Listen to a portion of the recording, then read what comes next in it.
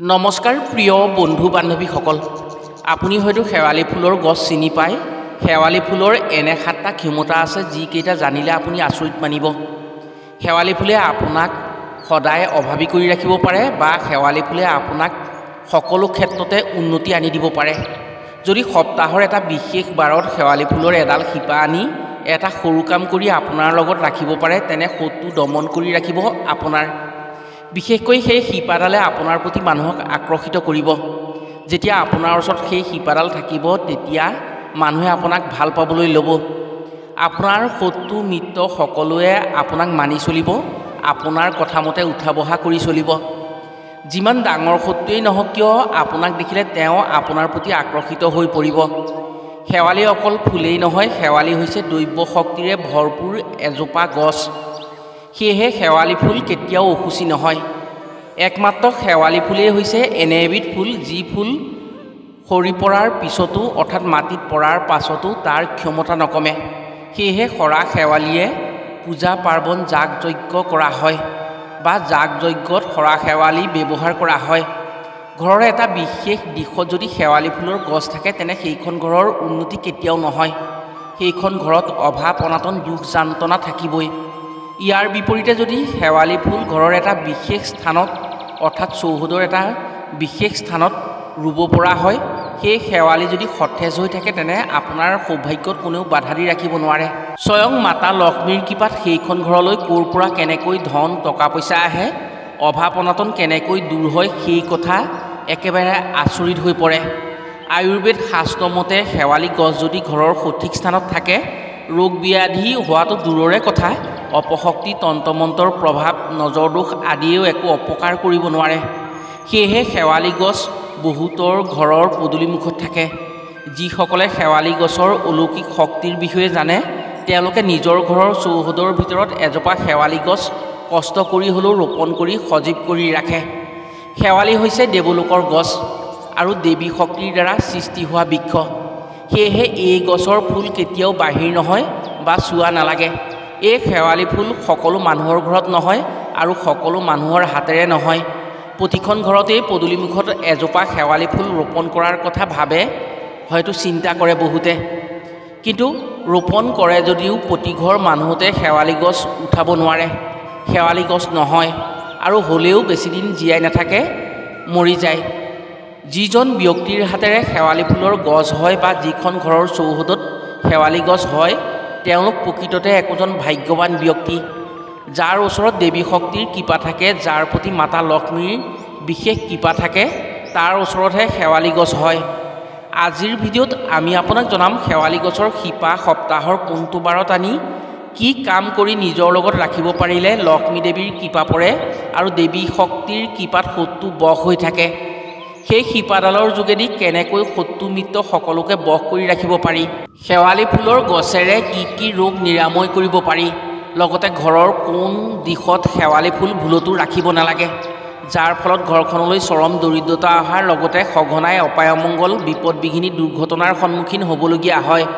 সেয়েহে যদি আপুনি শেৱালি ফুলৰ গছ ৰোপণ কৰাৰ কথা ভাবি আছে, নাইবা আপোনাৰ ঘৰত যদি শেৱালি ফুলৰ গছ আছে, আপোনাৰ যদি শত্ৰু আছে বা আপুনি যদি সকলোকে নিজৰ প্ৰতি আকৰ্ষিত কৰি শত্ৰু মিত্ৰ সকলোকে বশ কৰি ৰাখিব বিচাৰে, তেনে আজিৰ ভিডিঅ'টো আপোনাৰ বাবে অতি দৰকাৰী ভিডিঅ'। গতিকে ভিডিঅ'টো শেষলৈকে যদি চাব পাৰে তেনে শেৱালি ফুলৰ যোগেদি আপোনাৰ যিকোনো সমস্যাই সমাধান কৰি উপকৃত হোৱাৰ সুযোগ পাই সফল হ'ব পাৰিব। প্ৰিয় বন্ধু বান্ধৱীসকল, কথাখিনি কোৱাৰ আগতেই আপোনাক এটি সৰু অনুৰোধ জনাওঁ। ভিডিঅ'টো যদি ভাল পায় তেনে এটা লাইক কৰাৰ লগতে কমেণ্ট বক্সত জয় মা দুৰ্গা বা জয় মা ভৱানী বুলি লিখিবলৈ কেতিয়াও নাপাহৰিব। আৰু যদি আমাৰ চেনেললৈ প্ৰথম আহিছে তেনে চেনেলটো ছাবস্ক্ৰাইব কৰাৰ লগতে অন্য 10জনে উপকৃত হোৱাকৈ ভিডিঅ'টো শ্বেয়াৰ কৰিবলৈ অনুৰোধ জনালোঁ। শেৱালি ফুলৰ বিশেষত্ব হৈছে এই ফুল ৰাতিহে ফুলে। এই ফুল পৃথিৱীত সূৰ্যৰ পোহৰ পৰাৰ আগতেই সৰি পৰে। ইয়াৰো আছে এক বিশেষ কাৰণ। শাস্ত্ৰ অনুসৰি এবাৰ পাৰিজাত নামৰ এগৰাকী কন্যাই সূৰ্য দেৱতাৰ প্ৰতি আকৰ্ষিত হৈ সূৰ্যক নিজৰ স্বামী হিচাপে পাবৰ বাবে কঠোৰ তপস্যা কৰিছিল। বহু বছৰ তপস্যাৰ অন্তত সূৰ্যক স্বামী হিচাপে পাব নোৱাৰি যুৱতী পাৰিজাতে নিজৰ আশা পূৰণ কৰিব নোৱাৰাৰ দুখত দেহ ত্যাগ কৰে। পাছত সেই সুন্দৰী কন্যাই মৰ্ত্যত শেৱালি ফুল হৈ ফুলি উঠে। সেয়েহে শেৱালি ফুলে সূৰ্যৰ পোহৰত নিজৰ সৌন্দৰ্য দৰ্শন কেতিয়াও নিদিয়ে। অন্য এক আখ্যান অনুসৰি ভগৱান শ্ৰীকৃষ্ণৰ প্ৰিয় পত্নী সত্যভামাই নিজৰ ফুলনিত স্বৰ্গৰ পাৰিজাত ফুল থকাটো কামনা কৰি ভগৱান শ্ৰীকৃষ্ণক বহু মিনতি কৰিছিল।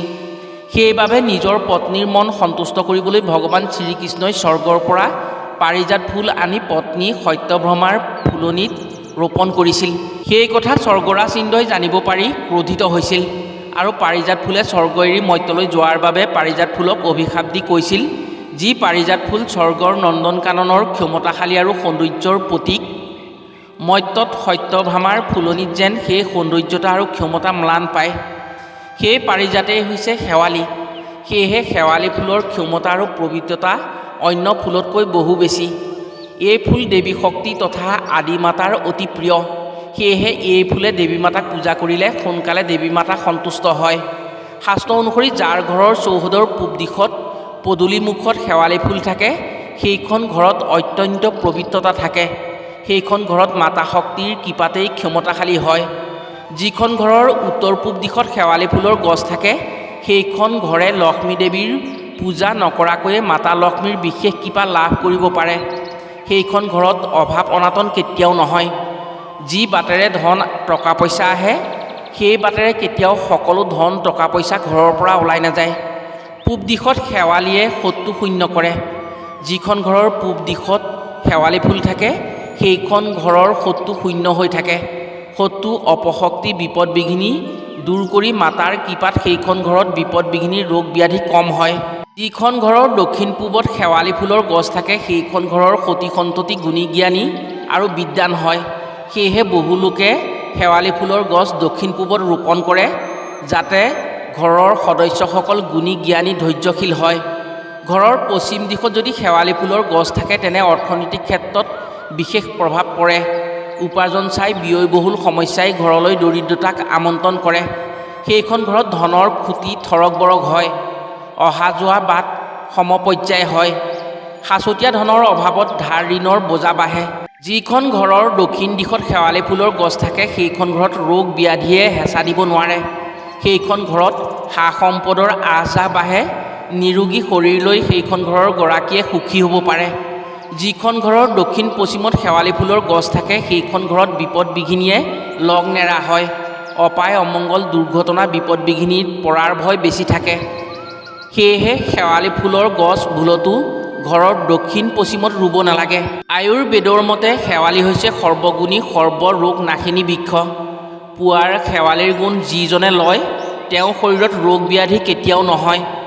শেৱালি ফুলৰ পাত খুন্দি যদি ৰস উলিয়াই মৌৰ লগত মিহলাই খোৱা হয়, তেনে জ্বৰ কাহ হোৱা ব্যক্তিৰ তৎক্ষণাৎ নিৰাময় হয়।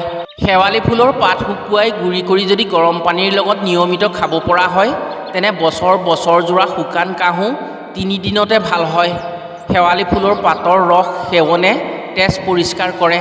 যদি কোনো লোকৰ ৰক্তহীনতাৰ ৰোগত আক্ৰান্ত হয়, তেওঁলোকে যদি নিয়মিতভাৱে শেৱালি ফুলৰ পাতৰ ৰস এসপ্তাহ খায়, তেনে সেই ধৰণৰ সমস্যাৰ পৰা পৰিত্ৰাণ পাব পাৰে। চুলি পকা, চুলি সৰা আদিৰ সমস্যাত যদি শেৱালি ফুলৰ গুটি পিচি মূৰত লেপন দিব পৰা হয়, তেনে সমস্যা পলকতে সমাধান হয়। শৰীৰৰ বিভিন্ন স্থানত বিষ হ'লে, যেনে আঁঠুৰ বিষ, ভৰিৰ বিষ, গাঁঠিৰ বিষ যদি হয়, শেৱালি ফুলৰ কুমলীয়া পাত হালধিৰ পাতত মেৰিয়াই জুইত দি পুৰি পাতত দি খোৱা হয়, তেনে শৰীৰৰ বিভিন্ন বিষৰ পৰা উপশম পোৱা হয়। ডিঙিত টনচিল ৰোগৰ নিৰাময়ৰ বাবে শেৱালি ফুল একেবাৰে উপকাৰী। যদি শেৱালি ফুলৰ পাতৰ ৰসৰ লগত কলখাৰ মিহলাই ডিঙি কুলকুলাব পৰা হয়, তেনে টনচিলজনিত ৰোগৰ পৰা সম্পূৰ্ণ আৰোগ্য পোৱা হয়। প্ৰিয় বন্ধু বান্ধৱীসকল, এতিয়া জানো আহক শেৱালি গছৰ শিপাৰ দ্বাৰা কেনেকৈ আনক বশ কৰি ৰাখিব পাৰি আৰু শত্ৰু ধ্বংস কৰিব পাৰি। যদি কোনো লোকক আনে অন্যায় কৰে বা আনে বেয়া পায়, তেওঁক ওচৰ চুবুৰীয়া মানুহে বেয়া পায় বা তেওঁ ভাল কথা ক'লেও নুশুনে, সঁচা ক'লেও মিছা বুলি ভাবে, হিংসা কৰে। যদি কোনো ব্যক্তিৰ শত্ৰু বেছি, যদি আপুনি আনক আকৰ্ষিত কৰিব বিচাৰে বা আনক বশ কৰি ৰাখিব বিচাৰে, তেনে শুক্ৰবাৰ এটাত ঘৰৰ দক্ষিণ দিশত থকা শেৱালি গছৰ দক্ষিণ দিশৰ এডাল শিপা ৰাতি তুলি আনিব। সেই শিপাডাল মা দুৰ্গাৰ নৱৰূপৰ মা গৌৰীৰ নাম 3 বাৰ উচ্চাৰণ কৰি এটুকুৰা ৰঙা কাপোৰেৰে মেৰিয়াই নিজৰ লগত সদায় ৰাখিব। যদি আপুনি তেনেকৈ ৰাখিব পাৰে তেনে আপোনাক দেখিলে মানুহে আকৰ্ষিত হ'ব। এই কাম যদি আনক বশ কৰিবৰ বাবে কৰা হয় তেনে সেই ব্যক্তি বশ হৈ থাকে। ইয়াৰ উপৰিও সেই শিপাডাল যদি লগত থাকে তেনে শত্ৰুৱে একো অপকাৰ কৰিব নোৱাৰে। শত্ৰু মিত্ৰ সকলোৱেই আপোনাৰ ওচৰত বশ হৈ থাকিব। মা দুৰ্গাৰ কৃপাত সেই শিপাডালৰ জৰিয়তে আপোনাৰ যিকোনো ক্ষেত্ৰতেই উন্নতি আহিব। আপুনি বিপদ বিঘিনিৰ পৰাৰ ভয় কম হ'ব। প্ৰিয় বন্ধু বান্ধৱীসকল, শেৱালি গছ হৈছে দেৱী শক্তিৰ প্ৰভাৱ থকা বৃক্ষ। যদি আপোনাৰ এইসমূহ সমস্যাৰ সন্মুখীন হৈ আছে তেনে সমস্যা অনুসৰি শেৱালি ফুলৰ শিপাৰে আপুনি এই কাম কৰক। এসপ্তাহত আপুনি প্ৰমাণ পাই যাব। আশা কৰিছোঁ নিশ্চয় এই কাম কৰি উপকৃত হ'ব পাৰিব।